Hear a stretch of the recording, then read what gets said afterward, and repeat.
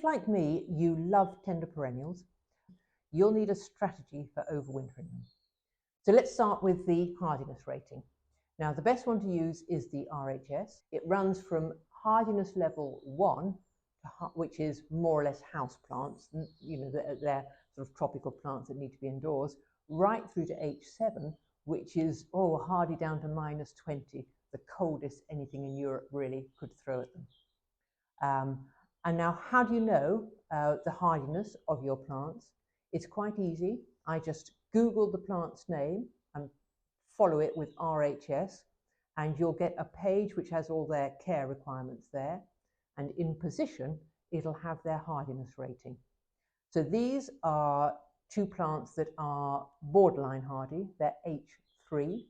This is Talbagia violacea, and this is lemon verbena, Aloysia citrodora. Now, these are H3. So that tells me that they're only hardy down to about -5. And this is where your second resource comes into play, your maximum and minimum thermometer. And it must be a max-min one. An ordinary one won't do, because you need to know the minimum temperature in the middle of the night or just before dawn, so the coldest your area gets. So on a max and min thermometer, this will be, the middle one will be what the temperature is now. The bottom one will be the coldest it's got to since you last reset it, and the top one is the warmest it's got to since you last reset it. Now, I know where I live, this regularly gets down to -6, -7, sometimes -9.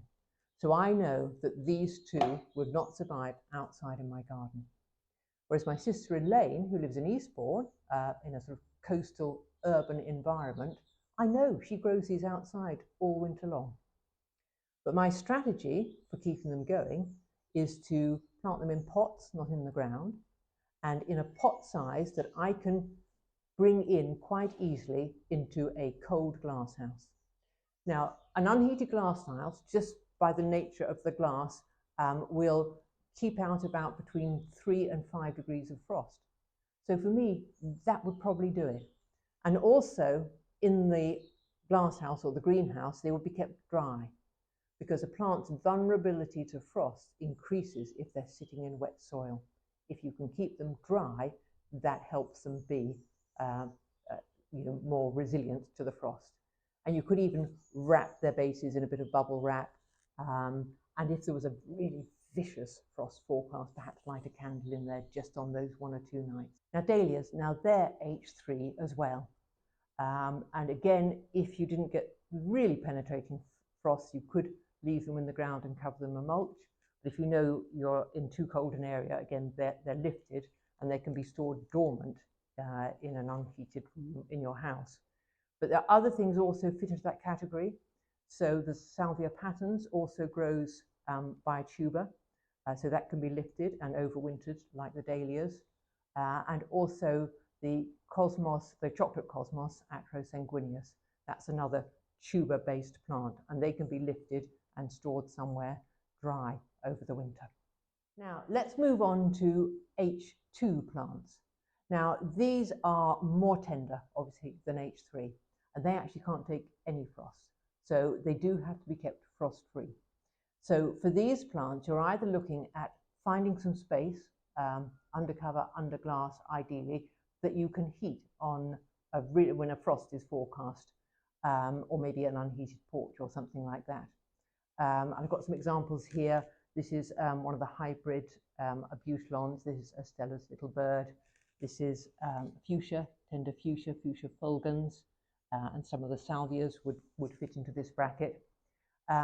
But an idea, if you don't have that much room in a frost-free environment, is to overwinter them as cuttings. So take some cuttings earlier in the summer, around about August. These are cuttings off the fuchsia here. So that takes up much less room for you.